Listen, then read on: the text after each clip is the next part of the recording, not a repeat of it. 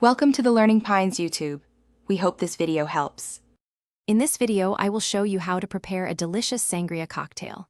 First, let's gather our essential ingredients.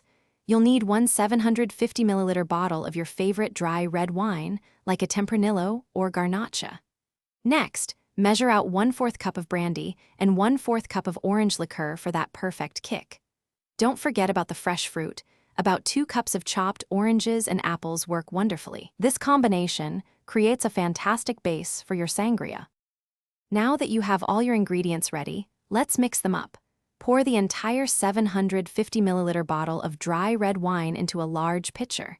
Then, carefully add the 1/4 cup of brandy and the 1/4 cup of orange liqueur. Next, introduce your 2 cups of chopped fresh fruit, like oranges and apples, into the pitcher. Give everything a gentle stir to ensure all the flavors start to meld together beautifully. The key to a truly great sangria is allowing the flavors to marry.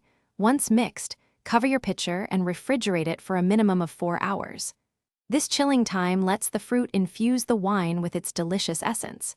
When you're ready to serve, pour the sangria over ice in individual glasses. A fresh fruit slice makes a lovely garnish. For a lighter touch, add a splash of sparkling water just before serving. Sangria is incredibly versatile, so feel free to get creative. You can swap out the traditional oranges and apples for other fruits like berries, peaches, or even lemons for a different twist.